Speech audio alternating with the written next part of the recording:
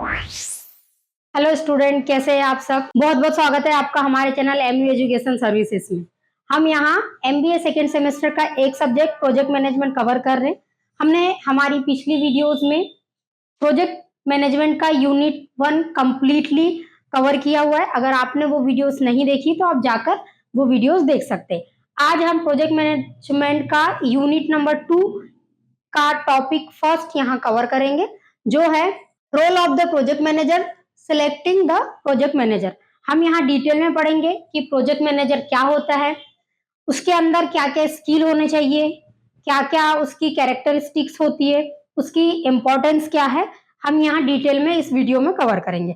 सबसे पहले बात करते हैं हम प्रोजेक्ट मैनेजर क्या होता है। ठीक है, अगर हम मीनिंग की बात करें, वह व्यक्ति जो हमारे प्रोजेक्ट को स्टार्टिंग से लेकर एंड तक लीड करता है, टीम को लीड करता है, ठीक है, रिसोर्सेस मैनेज करता है एंड प्रोजेक्ट में लगने वाले टाइम को, प्रोजेक्ट में लगने वाली कॉस्ट को एंड क्वालिटी को मेंटेन करता है। ये जो सारी प्रोसेस है, ये जो सारी प्रोसेस को जो व्यक्ति अपने तरीके से कहना चाहिए प्रॉपरली मेंटेन करता है और प्रोजेक्ट को सक्सेसफुल बनाता है, उस व्यक्ति को कहते हैं प्रोजेक्ट मैनेजर। अब प्रोजेक्ट मैनेजर कितना महत्व रखता है हमारे प्रोजेक्ट में, ये हम देखेंगे, क्योंकि एक लीडर का होना बहुत जरूरी है किसी भी काम में, वो छोटे से छोटा क्यों ना हो एंड बड़े से बड़ा क्यों ना हो। अब हम बात करते हैं प्रोजेक्ट मैनेजर के कैरेक्टरिस्टिक्स की। एक प्रोजेक्ट मैनेजर में क्या क्या लक्षण होना चाहिए, क्या क्या विशेषताएं होना चाहिए, उसकी अगर हम बात करें तो फर्स्ट है लीडरशिप। उसमें लीडरशिप तो होनी चाहिए, जस्ट बिकॉज क्योंकि जो वो प्रोजेक्ट रन कर रहा है उसमें वो लीड करेगा प्रॉपर तरीके से कि क्या होना चाहिए, कैसा होना चाहिए, क्या नहीं होना चाहिए। अगर कोई प्रॉब्लम आ गई तो वो एम्प्लॉय को गाइड करेगा कि नहीं, आपको ये नहीं करना है, इस टाइम आपको ये करना है, ये टूल का यूज करना है, या इस प्रोजेक्ट में ये चेंजेस को लाना है। बिकॉज वो एक्सपीरियंस है, वो आपको सही गाइडेंस देगा। तो लीडरशिप बहुत ज्यादा जरूरी है एंड ये प्रोजेक्ट मैनेजर में होनी ही चाहिए। सेकेंड है communication skill. Communication skill because कोई भी काम आप करते हैं तो आप बातों के जरिए से ही सामने वाले को समझा पाते हैं।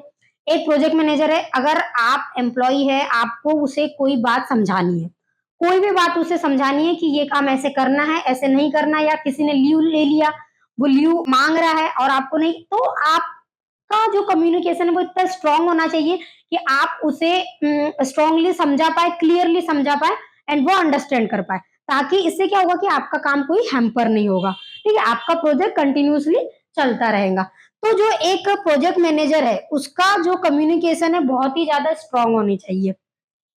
अब हम थर्ड की बात करें, प्रॉब्लम सॉल्विंग। एक प्रोजेक्ट मैनेजर को क्या होना चाहिए, प्रॉब्लम सॉल्विंग तो होना ही चाहिए। अगर आपकी कंपनी है, ठीक है, आपकी कंपनी में बहुत सारी टीम काम कर रही है, ठीक है, सेल्स टीम अलग है, मार्केटिंग अलग है, R&D टीम अलग है, बहुत सारी टीम अलग अलग में काम कर रही है। अब किसी टीम ने अपना प्रपोजल रखा कि नहीं, आज शाम को ये वाला एड लॉन्च होना चाहिए, और टीम भी बोल रही है कि नहीं होना चाहिए। अब वो आपस में लड़ाई करने लगे कि नहीं, हमारी बात मानेंगी, हमने ज्यादा टारगेट पूरी करे, वो बोल रहा है कि नहीं, हमारी बात मानेंगी, वो हमने ज्यादा टारगेट पूरी करे। तो इस सिचुएशन में क्या करेंगे, इस सिचुएशन में ये जो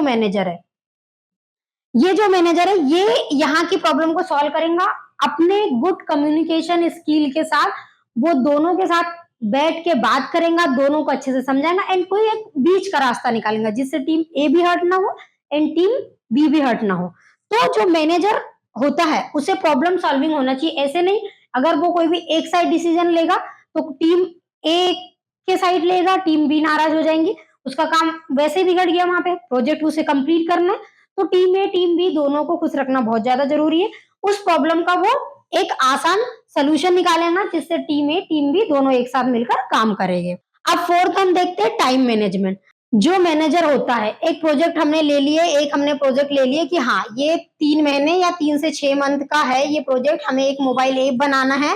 अब हमने देख लिए, हमने काम दे दिए एम्प्लॉयज को कि ये ऐप है, हमने समझा दिया फर्स्ट डे में प्रेजेंटेशन में कि ये काम है, ये वर्क है, ये टूल्स है, ये रिसोर्सेस है, ये टेक्नोलॉजी का आपको यूज करना है, ये हमने सबको समझा दिया। अब वो काम हमने टीम के ऊपर सौंप दिया। अब जरूरी है कुछ टीम 2 बजे तक काम करेंगी, कोई मोबाइल ही चला रहा है, कोई रिसेस ले रहा है, कोई लीव ले रहा है, तो ये टाइम कैसे मैनेज होगा? हमें तो जो हमारा क्लाइंट है उसके सेटिस्फेक्शन के लिए काम करना है ना। क्लाइंट को हमने अगर टाइम दिया है, डेडलाइन दी है 6 मंथ की, तो 6 मंथ में हमें उसे काम पूरा करके उसे देना है। ठीक है, तो इसके लिए क्या होगा, जो मैनेजर है वो टाइम टू टाइम उन्हें लीड करेगा कि आपको आज ये काम करना ही है, ये आपका टारगेट है, इतने दिन में आपको टारगेट कवर करना है। ठीक है, तो वो इससे क्या होगा कि वो टाइम मैनेज करेगा ना, बिकॉज जो उनका टारगेट है जो 6 मंथ में कंप्लीट होने वाला है, तो डेडलाइन के पहले वो काम कंप्लीट हो जाए। इससे क्या होगा, उनका जो क्लाइंट है वो भी उनसे खुश होगा और भी ज्यादा उन्हें फ्यूचर में क्या होगा, प्रोजेक्ट्स मिलेंगे। तो एक मैनेजर में क्या होना चाहिए, टाइम मैनेजमेंट स्किल भी होनी चाहिए। Fifth is budget and cost control. जो मैनेजर होगा, जो टीम को लीड कर रहा है, जो प्रोजेक्ट को लीड कर रहा है ना, तो उसमें क्या होना चाहिए, कॉस्ट कंट्रोल की, बजटिंग की भी स्किल होना चाहिए। क्योंकि एक प्रोजेक्ट है, हमने 20 लाख का एक प्रोजेक्ट हमने ले लिया। अब 20 लाख के प्रोजेक्ट में हमें प्रोजेक्ट में लगाना है, एम्प्लॉयज हो गया, कंपनी हो गई, सब कुछ देखते हुए हमें क्या करना है, बजटिंग करनी है। अगर उसने ध्यान नहीं दिया, वो सोच रहे हाँ ठीक है, आज यहाँ इतने पैसे लग रहे, किसी ने, एक टीम ने कहा कि सर यहाँ पे पैसे लग रहे, तो हाँ ठीक है, साइन कर दिया, हाँ लेकर चले जाओ। पहली बार पता चला उसने 10 लाख रुपए दे दिए, फिर बाद में, तो फॉर स्टार्टिंग से लास्ट तक, है ना, ये जो पूरी प्रोसेस है, उस प्रोसेस के लिए बजट बना हुआ है 20 लाख, तो इसे मैनेज करना है। टाइम टू टाइम उसकी स्टडी करना, कहाँ कितना पैसा जा रहा है, ज्यादा तो नहीं जा रहा है। ठीक है, इसे क्या हम कम रिसोर्सेस में, कम टेक्नोलॉजी में, कम मेहनत में कर सकते हैं, ये सब कुछ क्या है, उसे मैनेज करना है। तो जो एक अच्छा मैनेजर होता है वो बजटिंग एंड कॉस्ट कंट्रोलिंग में सबसे ज्यादा ध्यान देता है। इसके बाद हम बात करेंगे स्किल। प्रोजेक्ट मैनेजर में क्या क्या स्किल्स होनी चाहिए, बिकॉज वही है जो एम्प्लॉय को गाइड करेगा प्रॉपर तरीके से, और एम्प्लॉय उसकी गाइडेंस पर ही अच्छा परफॉर्म कर पाएगा। स्किल्स की बात करें हम, तो hard skill, soft skill and technical skill. Because आप लीड कर रहे हो, आपने देखा कि एम्प्लॉय को ये नहीं आ रहा है, तो आप ये तो नहीं बोलोगे कि नहीं जाइए आप सीख के आइए। क्या होगा कि हम उसे सॉफ्टली बताएंगे कि देखिए ऐसा करना है आपको, आप इस पे ज्यादा काम करिए, सॉफ्ट स्किल पे, एमएस वर्ड पे, या आईटी के अगर प्रोजेक्ट्स है तो कोडिंग पे ज्यादा ध्यान दीजिए। वो मैनेजर उसे ऐसा समझाएगा। तो स्किल की बात हम करते हैं, हार्ड स्किल में उसे MS Project, Excel, budgeting, risk analysis, ये सब कुछ करना उसे आना चाहिए। अगर वो उसे ये सारी स्किल्स उसमें है, तो मैनेजर क्या होगा कि अपने एम्प्लॉयज को, अपने कंपनी को बहुत ही अच्छे से रन कर सकता है, और इससे क्या होगा, उसके प्रोजेक्ट्स जल्दी से जल्दी क्या हो गए, सक्सेस हो गए। ठीक है, second is soft skill. Soft skill की हम बात करते हैं, तो एक अच्छे मैनेजर में क्या होना चाहिए, कौन कौन सी स्किल होना चाहिए सॉफ्ट में, लीडरशिप, उसका कम्युनिकेशन एकदम सॉफ्ट होना चाहिए, हाँ नेगोशिएशन करते आना चाहिए, एंड प्रॉब्लम सॉल्विंग होना चाहिए। देखो नेगोशिएशन भी यहाँ पे बहुत ज्यादा जरूरी है, क्योंकि मैनेजर ही, एम्प्लॉय तो बात करने नहीं जाता है ना क्लाइंट से, मैनेजर जाता है। एम्प्लॉय तो सिर्फ यहाँ काम कर रहे होते हैं, वहां की सारी सिचुएशन मैनेजर ने समझ लिया, देन वो क्या करता है, क्लाइंट के साथ नेगोशिएट करता है कि नहीं, अगर प्रोजेक्ट 120 करोड़ का है तो प्लीज आप समझिए, थोड़ा मैनेज कर लीजिए, 100 करोड़ में ला लेते हैं हम।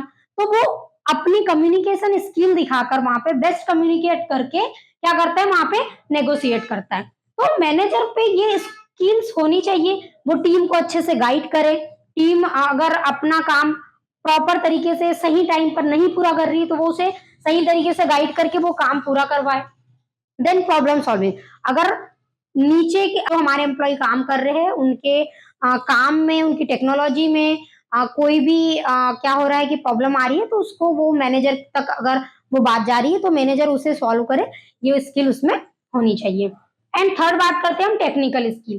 ठीक है, communication, leadership, problem solving, negotiate, and अगर बस्टिंग, रिस्क एनालिसिस, ये सब कुछ तो उसमें है, लेकिन टेक्निकल स्किल भी जरूरी है। इंडस्ट्री जो प्रोजेक्ट कर रही है, उस प्रोजेक्ट का उसमें पूरा का पूरा नॉलेज होना चाहिए, उसके विषय में उसने सारा पढ़ रखा हो, इंडस्ट्री का उसको नॉलेज हो, तभी तो वो जो प्रोजेक्ट है वो रन कर रहा होगा, तभी वो प्रोजेक्ट में क्या प्रॉब्लम आ सकती है, इसका कैसा सोल्यूशन निकल सकता है, वो अपने एम्प्लॉयज को बताएगा।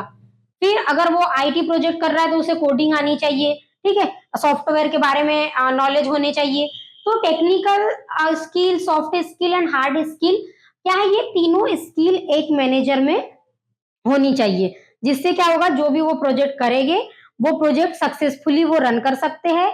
उनसे क्या होगा, क्लाइंट भी सेटिस्फाई होगा, वो अपने काम को डेडलाइन के अंदर कर सकते हैं। ठीक है, बहुत सारे एग्जांपल्स है, क्योंकि अगर वो कॉस्ट को, बजट को ध्यान में ना रख के बस कर दिया काम, तो बजट पूरा पूरा गड़बड़ा जाएगा एंड क्या होगा, वहीं पे प्रोजेक्ट रुक जाएगा। प्रोजेक्ट रुक गया मतलब कंपनी की ग्रोथ रुक गई। एम्प्लॉय का क्या होगा, फिर एम्प्लॉय भी फिर ठीक से अगर काम नहीं करेंगे, उनको सही गाइडलाइन नहीं मिलेंगी, तो वो अपने हिसाब से आएंगे, अपने हिसाब से जाएंगे। इससे क्या होगा, कंपनी का बहुत ही ज्यादा नुकसान होगा, नए प्रोजेक्ट नहीं मिलेंगे क्योंकि मार्केट में इनकी वैल्यू गिर जाएंगी। अब हमने बात की मीनिंग, कैरेक्टरिस्टिक्स एंड स्किल्स की। अब इसके बाद हम बात करते हैं इंपॉर्टेंस की। क्या मैनेजर की क्या क्या इंपॉर्टेंस है, क्या क्या महत्व है एक मैनेजर का, प्रोजेक्ट मैनेजर का। तो प्रोजेक्ट मैनेजर क्या करता है, हमें डायरेक्शन दिखाता है। प्रोजेक्ट मैनेजर को हम कह सकते हैं एक ड्राइवर या एक कैप्टन, जो हमें सही डायरेक्शन दिखाता है। ठीक है, कोई भी प्रोजेक्ट हम स्टार्ट कर रहे हैं, हमने सोचा कि हमें एक क्लोथिंग स्टोर खोलना है, ठीक है, ओपन करना है। कौन सा मार्केट में सबसे ज्यादा डिमांड है, किस टाइप के कपड़ों की डिमांड है, हम इंटीरियर कैसा रखें, है ना। ये सब कुछ क्या होगा, एक प्लान करके देगा, वो आपको लीड करेगा। प्रोजेक्ट जरूरी है, उससे ज्यादा उसे रन करने वाला प्रोजेक्ट मैनेजर जरूरी है। सही डायरेक्शन हर फील्ड में बहुत ज्यादा इंपॉर्टेंट रखता है। ठीक है, सेकंड बात करते हैं हम अकाउंटेबिलिटी की। अकाउंटेबिलिटी देखिए, हम देखते हैं कि हम जो काम शुरू कर रहे हैं, ठीक है, अब हमने वो किया किया किया, उसके बारे में हमें थोड़ा नॉलेज था, थोड़ा हमने और ले लिया, लेकिन फिर भी हम उसे प्रॉपर तरीके से नहीं कर पाए। कुछ काम होते हैं ना, जो हमें लगता है कि वो प्रॉफिट में जा रहे हैं जा रहे हैं जा रहे हैं, लेकिन क्या होता है, सडनली उसमें डाउनफॉल आ जाता है, वो लॉस में जाने लगते हैं। तो उस टाइम हमारे पास क्या होना चाहिए, प्लान भी होना चाहिए, क्योंकि कभी कभी लेक ऑफ नॉलेज की वजह से हमारे प्रोजेक्ट लॉस में चले जाते हैं। अगर अकाउंटेबिलिटी का हम एग्जांपल ले, जैसे बहुत से प्रोजेक्ट लॉस में जाते हैं। अगर किंगफिशर एयरलाइन की बात करें, तो वो भी प्रोजेक्ट फेल हुआ था। देखिए, अगर प्रोजेक्ट फेल होने वाला है, आपके पास अगर एक सही नॉलेजेबल पर्सन है, सही नॉलेज वाला एक मैनेजर है, तो वो पहले से ही प्लान बी बना के रखता है। इन केस अगर आपका प्लान ए सक्सेसफुली काम नहीं कर रहा है, तो आप वहां प्लान बी को ला सकते हैं। ठीक है, थर्ड बात करते हैं क्लाइंट सेटिस्फेक्शन की। ठीक है, क्लाइंट सेटिस्फेक्शन बहुत ज्यादा जरूरी है प्रोजेक्ट के लिए, कंपनी की ग्रोथ के लिए। अब क्लाइंट से कौन बात करेगा, सीधे एक एम्प्लॉय तो जाकर बात नहीं करेगा, सर हमारे टेक्निकल में ये इशू है इसलिए हमने आपका प्रोजेक्ट कंप्लीट नहीं किया। सीओ, ठीक है, तो उसमें क्या होता है, एक मीडिएटर बनाते हैं हम। हर फील्ड में होता है एक मीडिएटर, जो आपकी फर्स्ट पार्टी के बाद सेकंड थर्ड पार्टी के पास क्या है, पहुंचाता है, एक मीडिएटर का काम करता है। वैसा ही है हमारा मैनेजर। अगर मान लीजिए कि हमने सामने वाले से डेडलाइन ले रखी थी कि 120 डेज में आपका जो है प्रोजेक्ट हम आपको कंप्लीट करके देंगे। आपने कोई जो वेबसाइट बनाने बोली है 38 पेज की, हम उसे 120 डेज में आपको कंप्लीट करके हम हैंडओवर कर देंगे। लेकिन क्या हुआ, सम टेक्निकल इशू, सम कॉस्टिंग इशू की वजह से या एम्प्लॉय नहीं आ पाए, इसकी वजह से हमने वो प्रोजेक्ट को 120 डेज में कंप्लीट नहीं किया। अब क्या करेंगे, हमें प्रोजेक्ट को जाने तो नहीं दे सकते हाथ से। तो इस सिचुएशन में सारी सिचुएशन को समझकर मैनेजर उस क्लाइंट से मीटिंग करेगा एंड क्लाइंट को अपने गुड कम्युनिकेशन के साथ उसके साथ नेगोशिएट करेगा एंड वो उसे समझाएगा कि देखिए कि ऐसी बात है कि हमारा जो प्रोजेक्ट है हम 120 डेज में ही आपको डिलीवर करते हैं, लेकिन हमारे साथ ये प्रॉब्लम्स आ गई है, इसलिए हमें थोड़ी सी मोहलत दे दीजिए। तो एक मैनेजर ही 120 डेज को वो 150 डेज में ला सकता है। तो इससे क्या होगा, उनका प्रोजेक्ट भी कैंसिल नहीं होगा, ठीक है, कंपनी की भी बैड इमेज नहीं बनेगी, क्लाइंट सेटिस्फेक्शन भी बना रहेगा। तो क्लाइंट सेटिस्फेक्शन प्रोजेक्ट मैनेजमेंट में बहुत ज्यादा जरूरी है। और ये कौन करता है, एक ब्रिज का काम करता है, कौन, मैनेजर। अब इसमें टाइम एंड मनी को मैनेज करना कौन मैनेज करता है, मैनेजर मैनेज करता है। बिकॉज वो देख रहा होता है कि कहाँ टेक्निकल इशू आ रहा है, उसमें कम बजट में हम कैसे क्या कर सकते हैं। मार्केटिंग की बात करें, ठीक है, तो हम कम बजट में अच्छा कैसे कर सकते हैं, ये ओवरऑल प्रोसेस कौन देखता है, ओवरऑल मैनेजमेंट प्रोसेस कौन देखता है, मैनेजर देखता है। तो हम यहाँ पे समझ सकते हैं कि एक प्रोजेक्ट मैनेजर एक ड्राइवर की तरह, एक कप्तान की तरह हमें सही डायरेक्शन दिखाता है, क्लाइंट सेटिस्फेक्शन में मदद करता है, टाइम हमारा बचाता है, बजट एंड कॉस्ट कंट्रोलिंग करता है, एक अच्छा लीडर होता है ना, एक अच्छा नेगोशिएट होता है एंड रिस्क एनालिसिस करता है।